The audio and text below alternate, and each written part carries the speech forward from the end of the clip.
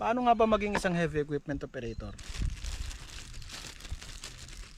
May mga nagtatanong sa akin yan dati pa na paano daw ako naging operator.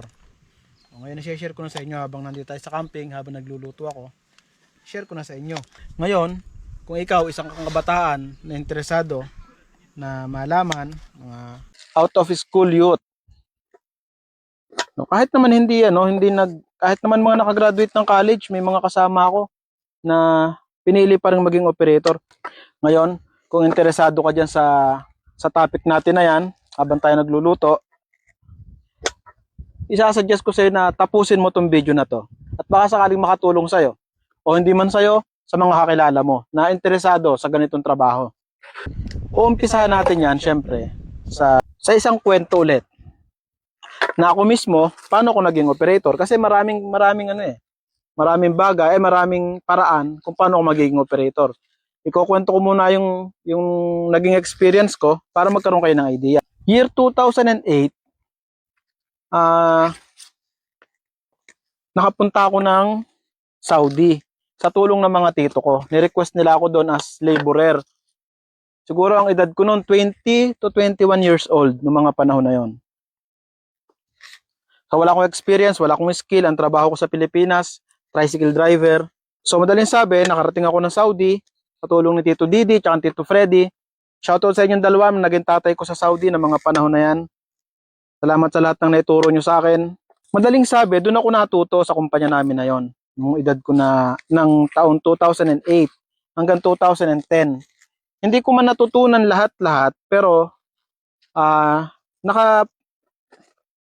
nalaman ko yung basic, o sabihin natin lumagpas siguro ng konti sa basic kasi naitrabaho ko na siya eh. Ang nagturo sa akin unang-una sa backhoe, hindi ko makakalimutan si Victor Manilag. Boy, shoutout sa'yo, salamat sa'yo. Unang-una nagpahawak sa akin ng backhoe yan, si Victor. Makalipas nga ang 2 taon, kahit pa paano natuto ako. Hindi ko masasabing expert, pero kaya kong itrabaho. Nilakasan ko ang loob ko pag uwi ko ng Pilipinas, nag-apply ako. Merong ginagawang mall sa amin, sa malapit sa amin sa Los Baños. Nilakasan ko yung loob ko, nag-apply ako bilang operator kasi meron silang equipment loader na maliit, tapos 2 digger. Isang malaking digger, tapos isang maliit. May mga operator na lahat yon, so siguro paningit lang ako, kaya ako hinire. Pero nahire ako nung panahon na yon. In-interview ako, nahire tayo. Nakilala ko ngayon naman si paring Melvin. Hindi pala ganoon basta-basta maging operator sa Pilipinas. Akala ko basta marunong kang gumalaw, masasabi mong operator ka na. Hindi pa pala. Nakakwentuhan ko si paring Melvin, kasama ko ngayon dito sa New Zealand. Paring Melvin, shoutout sa'yo, salamat sa'yo sa binigay mong tip sa akin. Sabi niya sa akin, kung gusto mong hindi ka na mawalan ng trabaho, kasi nasa Pilas na ako nun, di ba? O madali kang matanggap sa trabaho, pilitin mo na makakuha ng 1, 2, 3 restriction sa lisensya.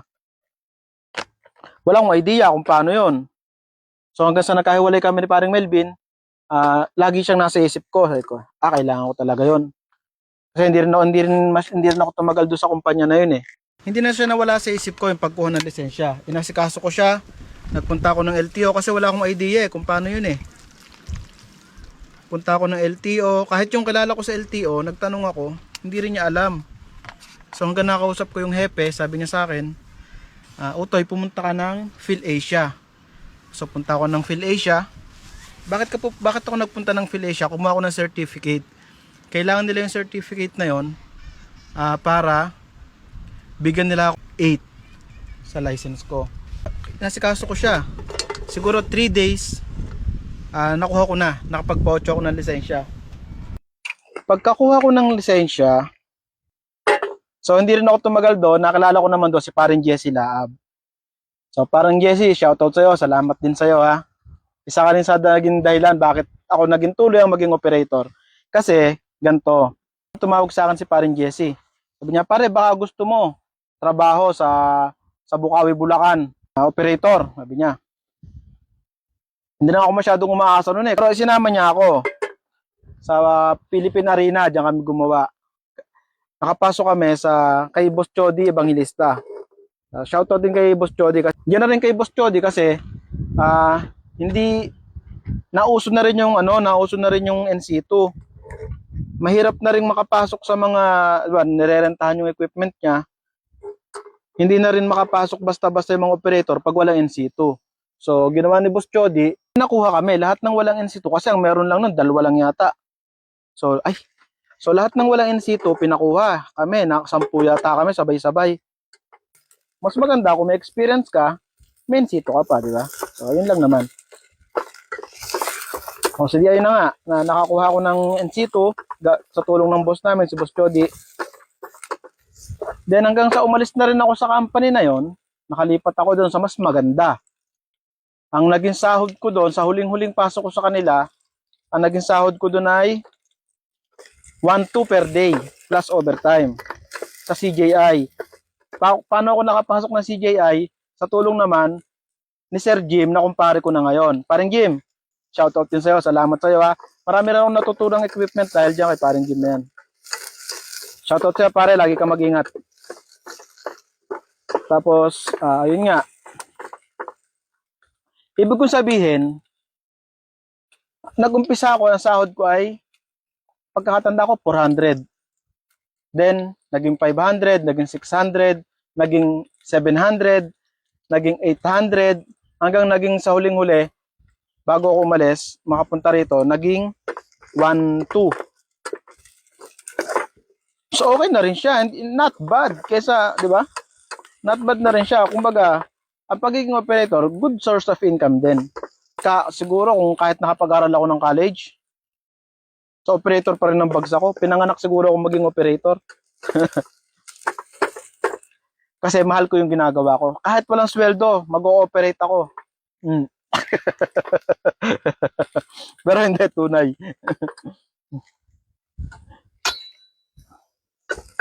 So di ayun na.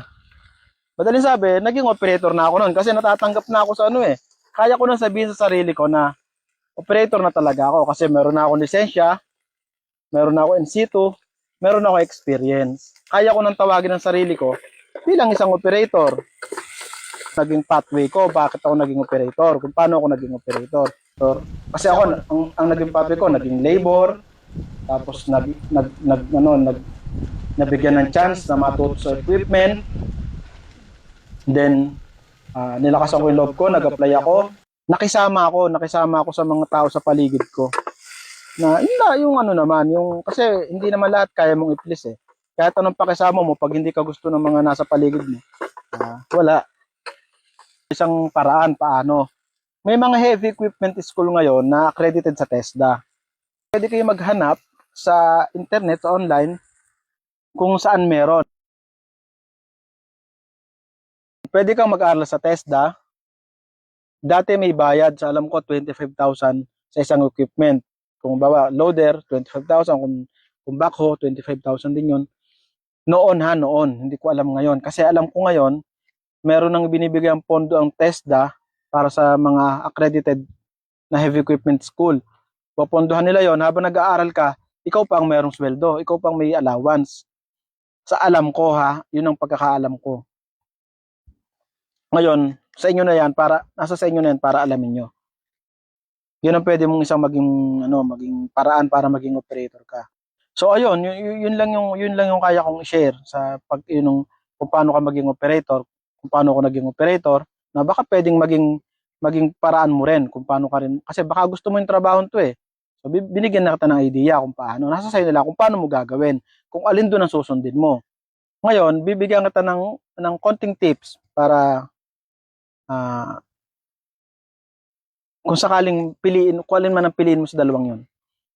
Matuto ka makisama. Bawa, pumasok ang labor, nakita mo merong equipment, gusto mong matuto na equipment,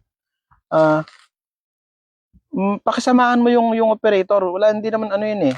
Kasi kaming mga nauna na, alam namin kung sinong interesado sa trabaho namin. Nakikita namin yan. Marami na ako naturuan. So, shoutout sa inyo, yung mga naturuan ko. Sana kilala niyo pa ako. Comment, ipakita mo na interesado ka doon sa trabaho. Just tuturuan ka niya, wala tuturuan kung matsyempuhan mo mabait na operator din na handang magturo, na katulad ko. Ikaw mismo sa sarili mo mag-aral ka kahit wala ka sa equipment. Mag-imagine ka. Kasi ako ganun ginawa ko. Naging pangarap ko kasi to.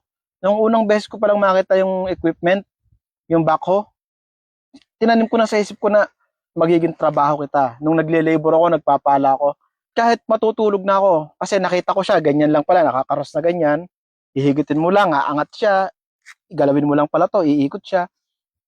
So, kahit bago ako matulog, ini-imagine ko na siya na, ganito pala yun. So pag may nakita ko ba, gumanon yung, nakita ko yung operator, gumanon. Sila Kuya Joey, nakita ko sila Kuya Joey. Sadik, shoutout sa'yo ha. Salamat din sa'yo, marami ka rin pala tinuro sa akin. Joey Banasihan, salamat sa'yo kapitan. Di, pag nakikita ko sila Kuya Joey, sila Victor, na dumadakot na ganun, iniisip ko kung paano nila ginawa yun. So, ginagano. Kasi nasa isip ko na buo na sa isip ko kung paano siya So, ini-imagine ko na lang siya. Pag nakikita ko yung mga kasamaan ko kung paano ginagawa, nabubuo siya sa isip ko. Pag sampa ko, alam ko na siya kung paano. Kumbaga, may idea na ako. Pilitin mo na makakuha ng lisensya. Kung sakaling marunong ka na ng basic, nakakautay-utay ka na, pilitin mo makakuha ng lisensya na 1238. Dati 1238, ngayon code na yung letter code na siya, dati number code Ngayon letter code na siya, hindi ko alam kung ganun pa rin sa PhilAsia pa rin. Nasa sayo na para alamin yan ngayon. Pati NC2 yun, katulad na nabanggit ko kanina, inquire ka kay, papakita ko sa inyo yung Facebook. Ano ko dito para may idea kayo. Sana nakatulong yung binahagi ko sa inyo ngayon. Sa mga interesado na maging operator, sana nakatulong sa inyo. Ngayon, kung ikaw naman veterano na tingin mo marami akong maling sinabi, o meron akong kulang na sinabi, comment ka na lang dyan sa baba para makatulong ka rin sa iba. Share mo rin kung ano yung sa tingin mo tama. Baka may mali akong sinabi o baka may kulang akong sinabi, comment mo dyan sa baba para makatulong din tayo sa iba na gusto ring maging operator, di ba? So hindi tayo maghihilahan pababa, tulungan tayo pataas. Naniniwala ako na may minsan akong natulungan ng iba.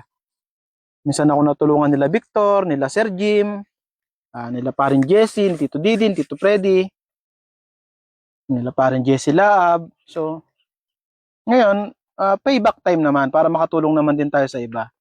Hindi masama ang tumulong sa iba. Hindi ka mapapasama dyan. Natulungan ako minsan. So, kaya ngayon, sa ganitong paraan, makatulong man lang din sana ako sa inyo. Diba? Nga pala, bago ako makalimutan, bakit ako nakapunta rito sa New Zealand? Sa tulong naman ni paring Ariel. Paring Ariel, nakasama ko yan sa Batangas. Kami nila Sir Jim, nila paring Jim. Ngayon, siya naman na nakatulong sa akin para makarating dito sa New Zealand. Pagdating ko dito, kasama yung misis niya, si Rem, na tinuring akong pamilya. Salamat sa inyo. Nako, napakalaking pasasalamat ko sa inyong mag-asawa. Salamat sa pagkup-kup sa akin. Pamilya na ang turing sa akin ng mga yan. Hindi na ako tinuring na iba.